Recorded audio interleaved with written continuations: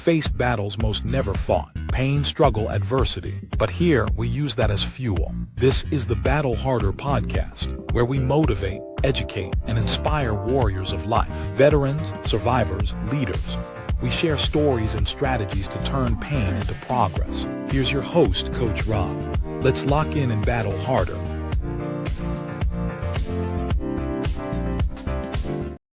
What is up, guys? This is your host, Coach Rob, here at the Battle Harder podcast, where I hope to motivate, educate, and inspire you to become the best version of yourself. And I probably say this a lot, but of all the episodes I'm done, I'm really freaking looking forward to this episode, because what you guys might not know about Coach Rob is rap, hip hop is very instrumental in my life. As far back as I can remember, I've always listened to rap, to the point that while I'm driving in the car with my wife, she's like, "Why are you always listening to rap?" And I have to pick other music so I can appease her. It's the forefront of my music in the gym. I tried rapping before. I suck at it. Nobody wants to hear me rap, so we're not going to go into that. And this man that we're talking to, he's been in the rap game for quite a while, as I was looking back through some of his music and his catalog. And I want to tell you this dude had a turning point in his life where he got diagnosed with MS. But the thing is, he doesn't struggle with MS. He deals with MS. And that's a huge difference. And I can't wait to have this amazing conversation with Robert B-Cide Cardillo. Bob B-Cide, thanks for being here today on the Battle Harder podcast. Oh, hell yeah, Coach Rob. So how's it going? Man, like when you reached out to me to be on the show, I was like, this is really freaking cool, because if I can feature a pro athlete or a professional rapper or, you know, an actor, that's a beautiful thing, man. That's awesome. And I went back in your catalog, and I now have some of your music in my playlist, and we'll talk about that. But before we get started, just give us a little background of who you are and what you currently do. All right. Well, I'm Robert B-Cide Cardillo. Cardillo. I'm not Spanish. Sorry. But Me no habla, man. Yeah, I know, right? So I go by B-Cide. I've been doing this for about 25 years. I started in about 1998, just fooling around with it, and then really took it seriously in 2003 after I graduated high school in 2001, and then had a couple years to really, hone my skills or whatever. And then I don't know if you're familiar with like the Insane Clown Posse or hell Juggalo. Yeah, of course. I know Okay, ICP, good. bro. Okay, good. I'm not a juggalo, but I know who they are. Okay, sounds good. So, I mean, that's the kind of scene that I've been in for the last 25 years. So, I mean, it's different. It's underground. It's not like mainstream music. We don't talk about the same kind of stuff. We talk about everything from love to murder. It's definitely different than what's on the radio. So, and then I got struck with MS in 2011. It's actually the same year I had a pulmonary embolism, and that almost killed me. Dang. So, yeah. So in the same year, I had like a double whammy, and now I got stuck with MS and still making music and still here and doing it big. So that's what it is. Well, and what's awesome is the internet and technology is such a beautiful thing that you can literally release tracks straight from your house. So, I mean, that's pretty cool that you can still do that. And I assume you probably help produce and work with other artists like most music professionals do, to maybe help them get out and get their music, seen and heard. Is that something that you currently do? Yeah, that is. I'm actually working with somebody right now. His name's YC Rocks. He's a dude from where I'm from in Utica, and we've been working on some stuff. I'm going to be producing like a new album for him. That's amazing. And so let's go back a little bit. Like, when did you, I guess, if you were signed, when did you get signed, and like, what was your first major performance that you did? I was signed to Life or Death Universal. And it was this guy, one of Tupac's original producers, DJ King Assassin from the West Coast, the Bay Area, and I was West signed Side to hit. till I die. Right.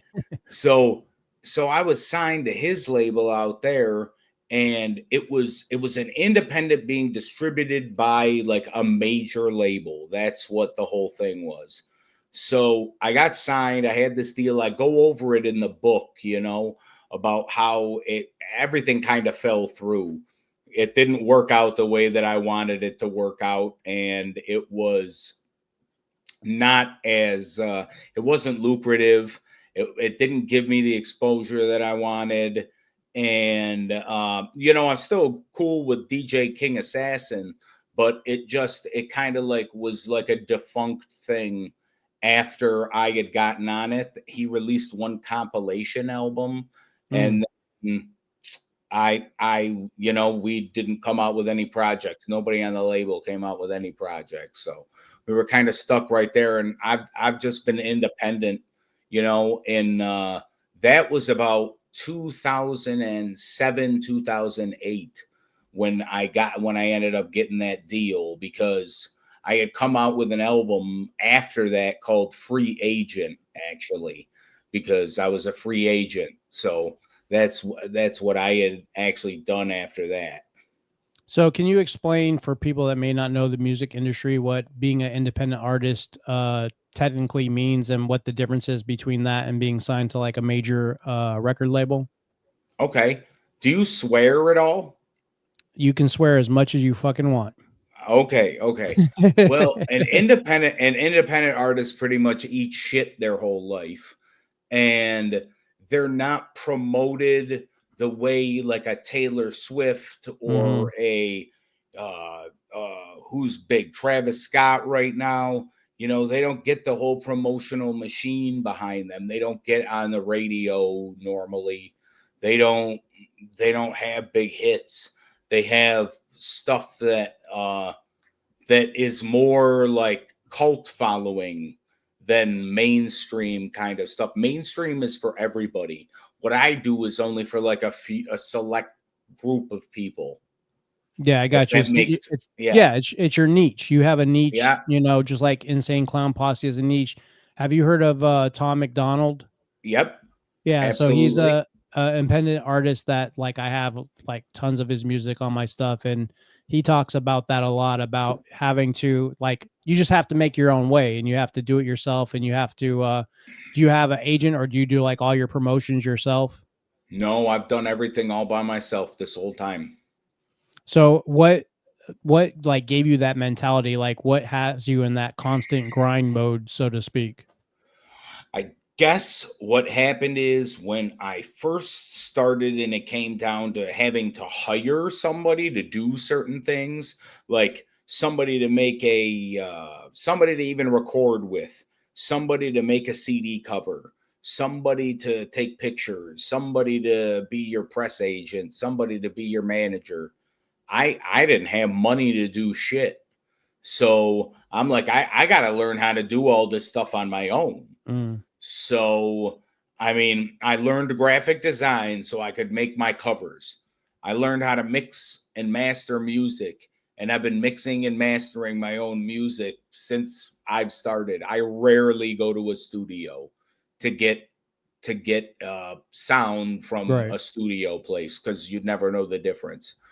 And I've never had like any management or anything. I've had like friends that I've called like my manager or something like that, and like they'll help me out trying to get stuff. And like we're normally doing like juggalo podcasts and stuff like that. Like I'm not used to being on any of these kind of podcasts. Like Podmatch, what it's done for me to get on all these podcasts with this book, it's been absolutely crazy. I could never imagine how different the industries are. The publishing industry in comparison to the music industry. It's opened up my eyes a lot, actually. And I think it's important for you to tell your story, because you do have a very good story.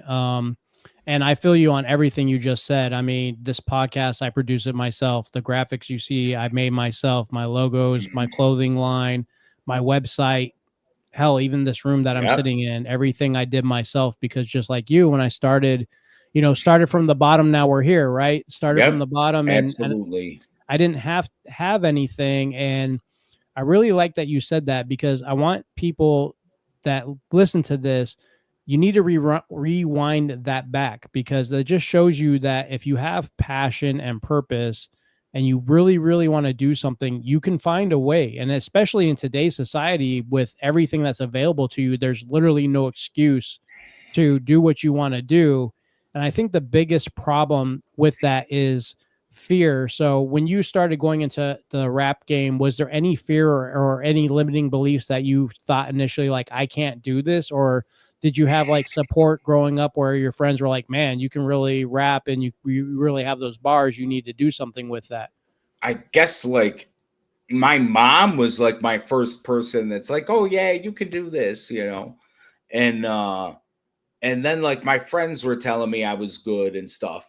We had like this little group back in like 99 or something. It was called Aspic. It was like a savory meat jelly, that meat jelly like sometimes that you Like have. spam? Like, nah, not like spam, but like that green jelly that comes alongside like meat that you Oh, it's would like eat. I don't think I've ever had that, but it's like a mint Like paste or something, right? like a mint like Okay. jello, yes. Look, So that this is gonna be your new song, Meat Jelly. meat jelly, yes, yes. So we had this group, and we kind of made like joke songs, and kind of like just did things about like my friend Elliot that was in the group. He used to make this song about this kid in our high school, and it was just like so funny. It still like pops in my head from time to time. But I just kept going with it. I always wanted to be a performer since I was a little ass kid. And like I have a picture of me and my brother with these two little microphones on like microphone stands. We had to be like 3, 4 or something like that. And I ever since I can remember, I always wanted to be involved in music some way. And I just realized that I was good at rapping.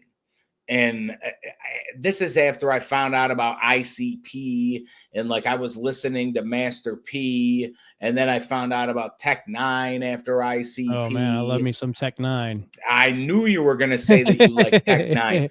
I had that in my head too. When you said you liked rap, I'm like, I will almost guarantee he knows about Tech Nine.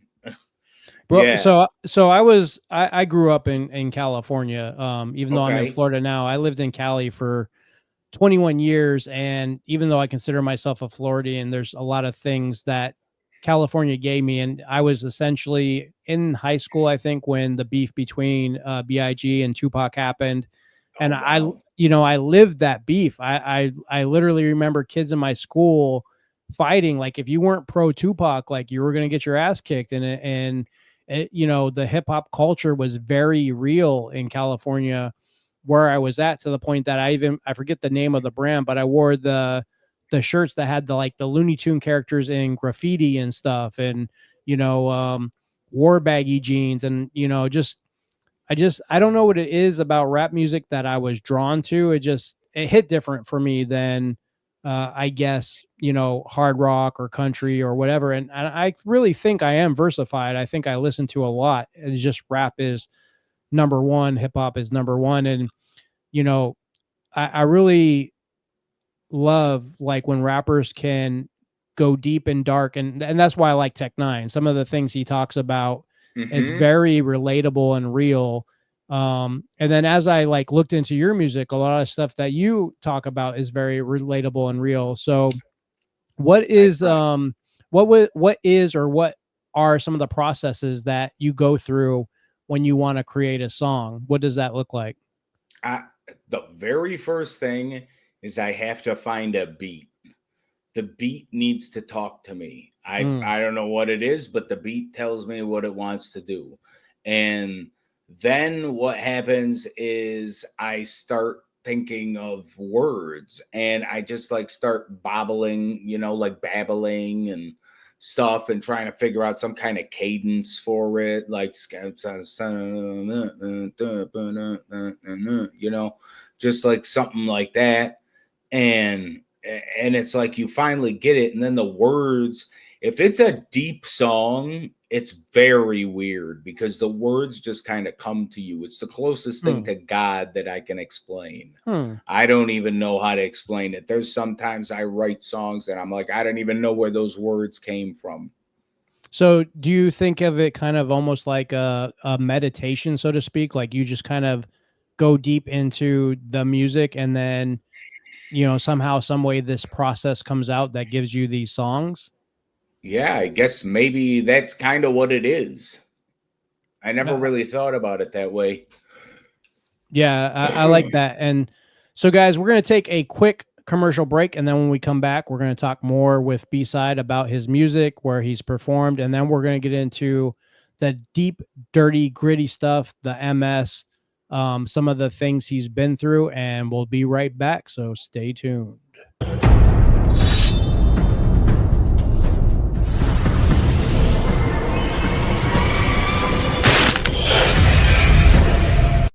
They told you to stay comfortable. You chose the battle. Battle Fitted is for the few who live by discipline in the gym, in the mirror, and in the mind. This isn't just fitness, it's transformation. From our coaching and mindset resources to apparel that speaks without saying a word, to keynotes that shake rooms awake, we train warriors, not followers. No fluff, no shortcuts, just real work, real change. If you're tired of talking about it, prove it. Lock in your first workout, grab your gear, book the mission at battlefittedbrand.com.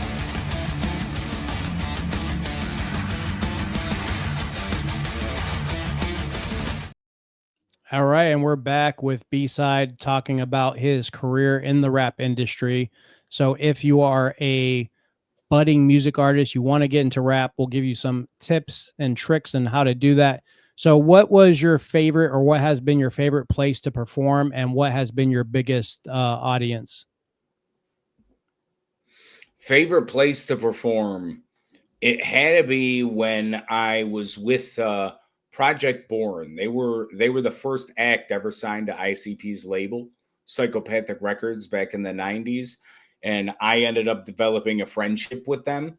And we ended up going on the road. I lived with them for like a year. Oh, wow. So they like took me out and did all kinds of stuff. And we went to to ICP's Hollow Wicked show, but it was the after party. And I actually performed in their wrestling ring with Project Born. Wow. Yeah, for their JCW wrestling. I performed in their wrestling ring for a song. I don't know, there had to be a few thousand people there. It was pretty awesome. You know, I say that performing, it is like, it's like sex. There's nothing that beats it. It's better than sex. It's just such a high. I don't even know how to describe it. I'll disagree with you on the better than sex, but I will say, as far as performing goes, yes, when I'm allowed to give a keynote speech in front of a big crowd, or whatever, just in front of a crowd in general, the adrenaline pumping, the nervousness of, are you going to, you know, fail, or is it going to be a good speech or a good talk? Looking at the audience, like sweating your ass off, like everything that comes with performing. I feel you. And so one of the things that most people don't know about me, I do acting on the side. I've been an actor for a long time. And while it's not the same as performing in front of a crowd, but just being in that camera and being with the actors and doing whatever it is you have to pretend that you're doing. Like the first time I ever did like my first show, I was just hooked, and I was like, man, I love this. And I was like literally chasing that feeling. It's almost kind of like being high or some sort of euphoria. So I definitely agree with you on that. So give us a little brief background about like what happened with the MS. And for those that don't know, please tell or educate my community what MS is, and then we'll get kind of into that subject. Sure. Well, MS is a neurological disease. And what happens is it eats away at the lining of your nerves. The lining of your Ooh. nerves is called myelin, and it eats away at the myelin sheath of your nerves. And this can be in your cervical spine, in your brain, and I think those are Wow. the only two places that it shows up.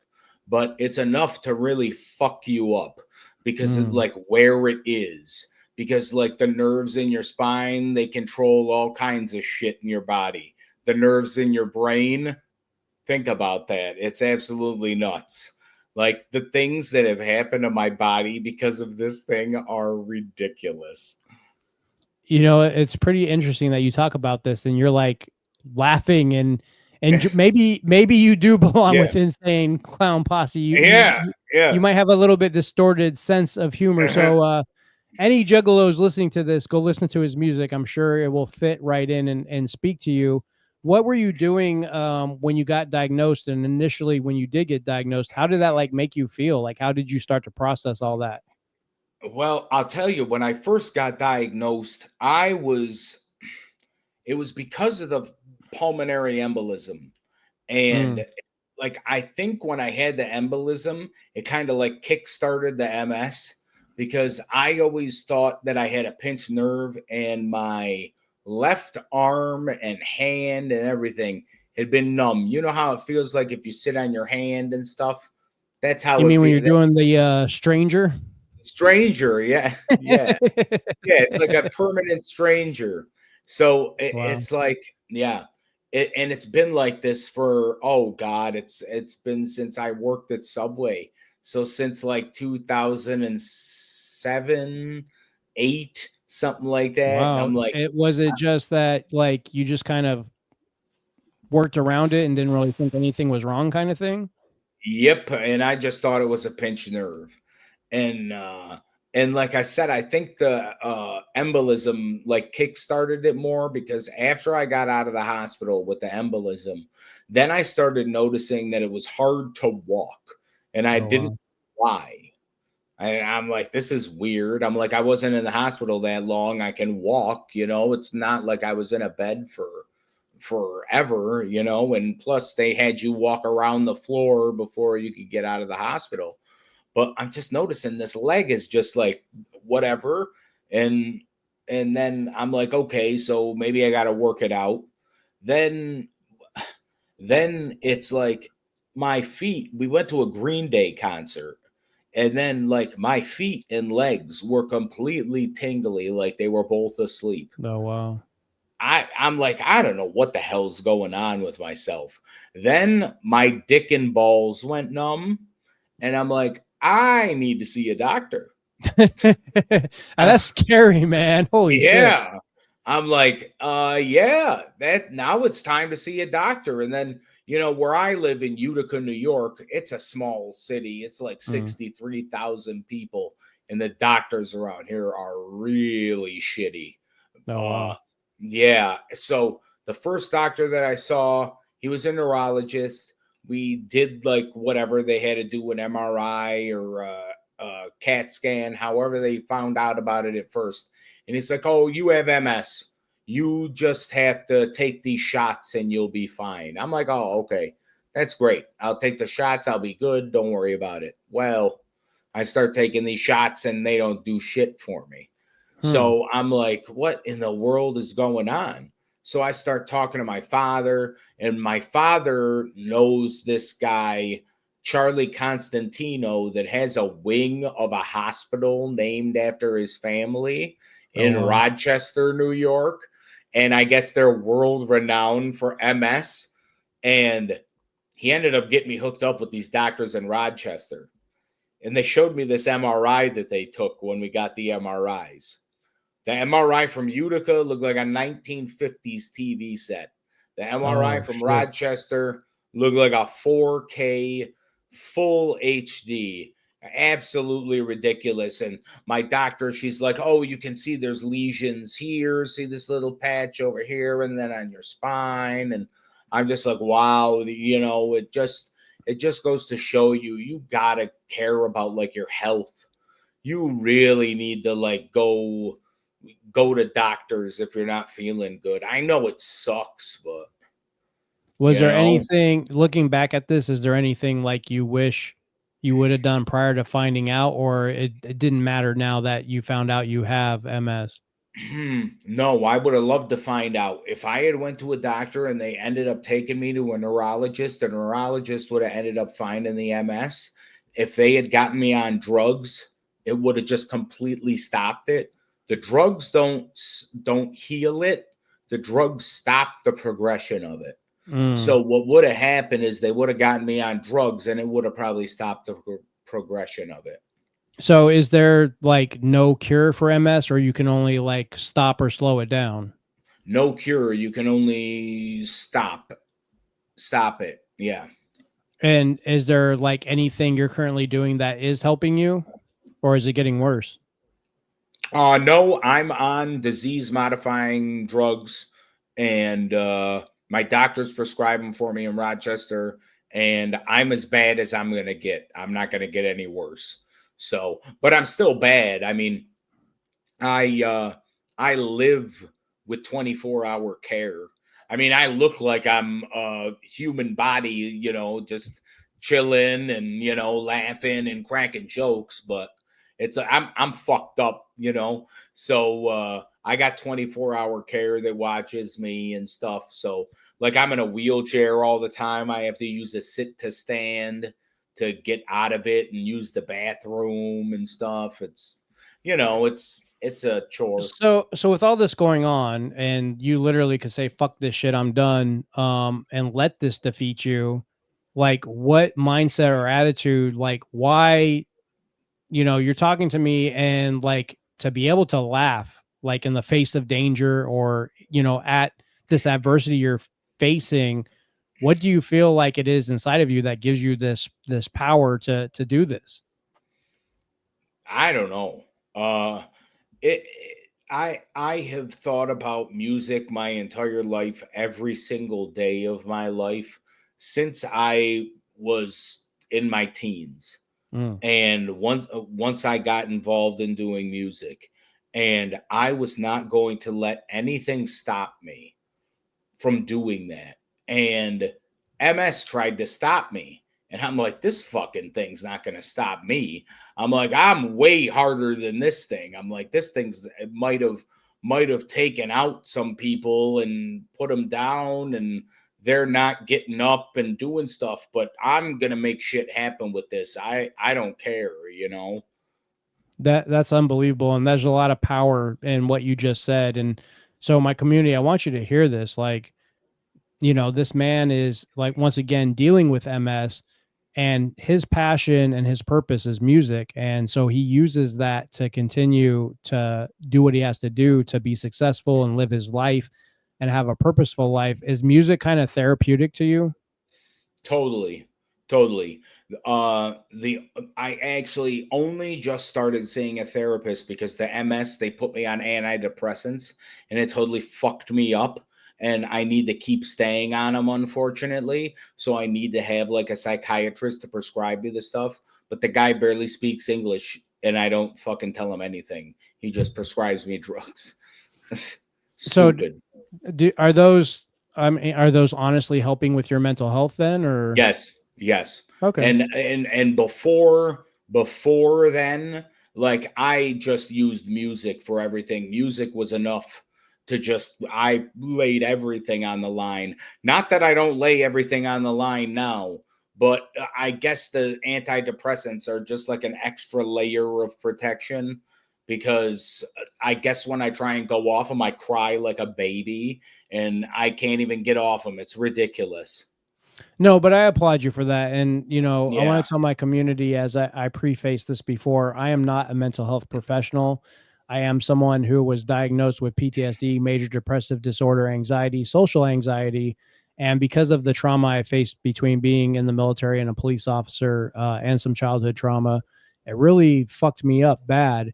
And I found my way out. But if you're doing therapy, talk therapy, medicine, whatever works, do it until it doesn't work. It doesn't make you a bad person. It doesn't make you broken or unloved or unwanted. you're doing what you have to do to take care of yourself, your body, and your mind. And that's very important. So once again, man, I applaud you for sticking with everything you're doing. So before we get into the book and the album that goes into the book, so like as I was doing my research, I'm like, damn, this man launched a whole soundtrack with the book, and that's most of the songs that are now in my playlist.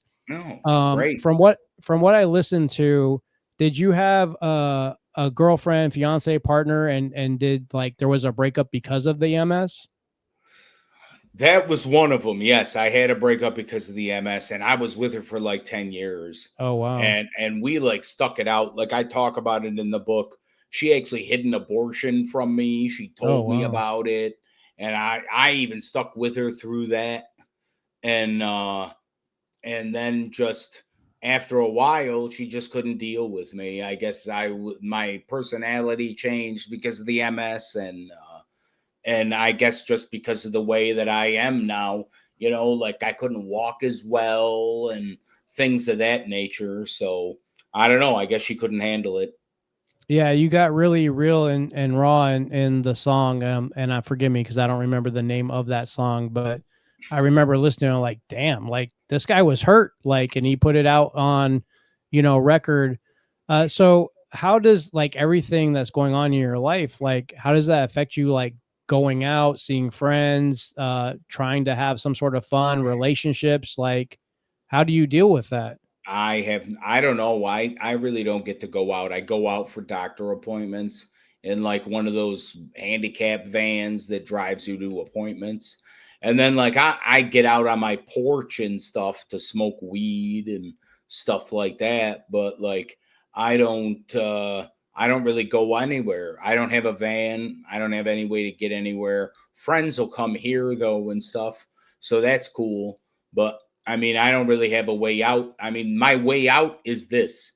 This is my interaction with people because I'm not doing shows. I'm not doing anything like that. So this is the closest I can get. Man, that's crazy, and that's just a testament to like your mental resilience. Like, and I would urge you to try to find a way to. Yeah, I mean, you have one life, brother. So if you can I find a know. way to enjoy it, do it, man. Like, Yeah. nothing's already holding you back. So might as well get on that Tinder and do what you got to do, brother. Right. So let's talk a little bit about the book. I can't pronounce the name. So what is the title of the book? What does it stand for? And then we'll talk about some of the music that is attached to that. Sure, sure. The title of the book is called Myelin, My Shoes. And it's spelled Myelin, like the Right. stuff that the MS attacks. Oh, Myelin is the and stuff, and it's like a yeah, double entendre yep, for a mile in my shoes. yes, Bro, that's genius. yes, yes, yeah. And what is the book about? Well, the book is about pretty much my life, and I talked about everything like from like childhood through. I didn't talk about like my young childhood. I talked about like my family and stuff to kind of give you like the story and everything.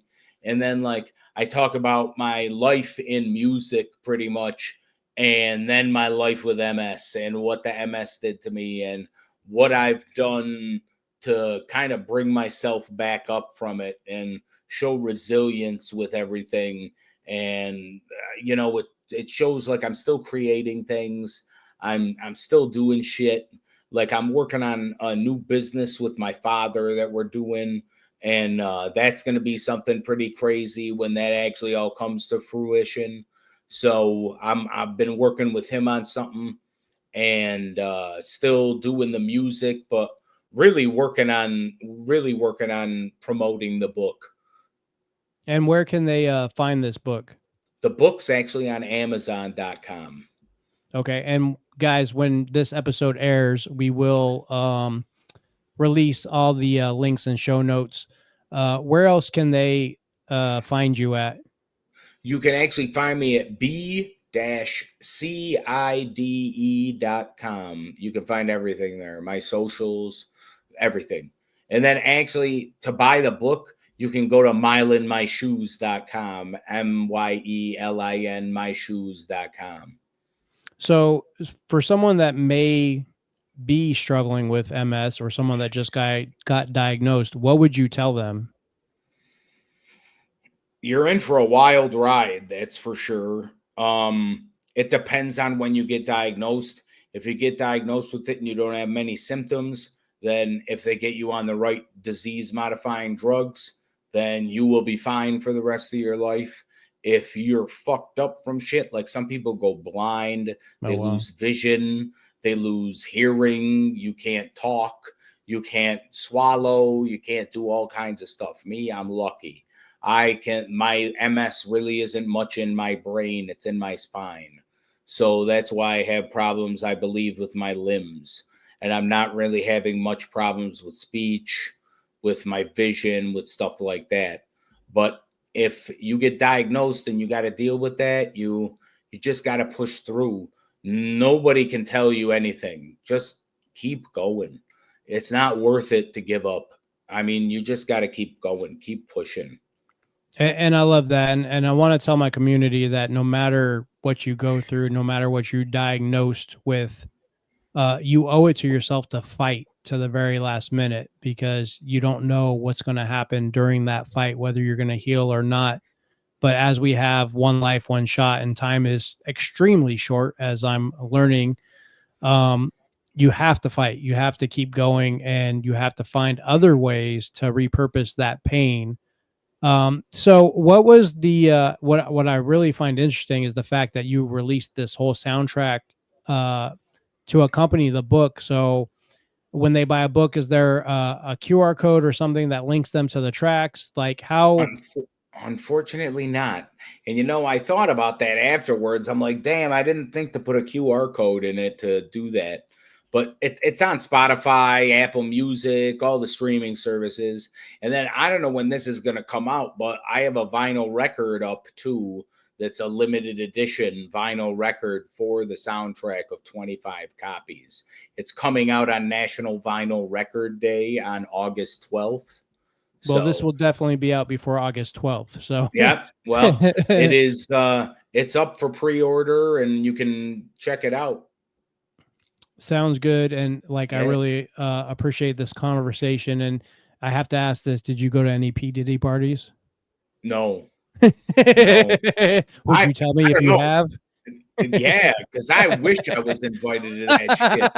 I'd tell everybody everything. Are you kidding me? This business is horrible. Horrible, man. Oh Horrible. man, yeah, I forgot. I wanted to get into that, Yeah. like, because you said that the music industry exposed like the real meaning of trust, survival, and self-respect. So, do you have like a story or something you could share with us about that? Well, the people that you have to deal with, there's gatekeepers to like everything. You can't get on charts. You can't get songs in front of people the way that you want to. Um, there's fake people all over the place. There's all these ads that you'll get on Facebook that say, "Oh, get your song on a Spotify playlist. Just pay us $50 and we'll get you 5,000 plays on it." And it's fake, obviously. It's just a fake bot giving you the numbers, and you can get kicked off Spotify for that. Oh wow. And yeah, it's ridiculous. There's so many snakes in the music business. It's horrible. And what I've noticed, because now I've come out with this book, and it's new, it's fresh. It just came out on the 12th of June. And I'm looking at some of the numbers that the book is doing, and I look at the numbers that the music does, and the music business with the way the money is pathetic. Oh, On wow. Spotify, they pay you 0.0001 out out of out of a penny. It's like gas. They pay you barely a penny.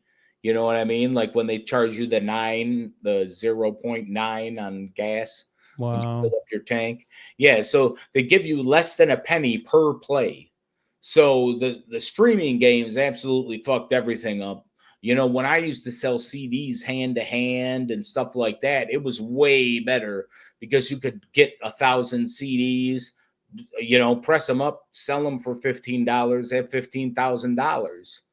That's the hustle, brother. I have a Yeah, shirt that I created that on the back it says hustle mindset, and I can always sell more shirts by being at an event in person and like you said, putting physical products in people's hands right. than I ever could technically on my website. And it's not just the music industry. Like I'll tell you firsthand, as a podcast host, as a coach, as an influencer, like I get marketing nonstop to the point where like I start message them back and like cussing them out and be like, just go die or something, and get very like violent with them, because especially on Instagram, I'll get someone that they'll be like, man, we can grow your Instagram times like 1,000,000. And then I go to their profile and they have like one profile pic and like 8 followers. And I'm like, I have 6,000 followers. How can you help me with 2, Right. So I love that. It's funny. They do it in music too.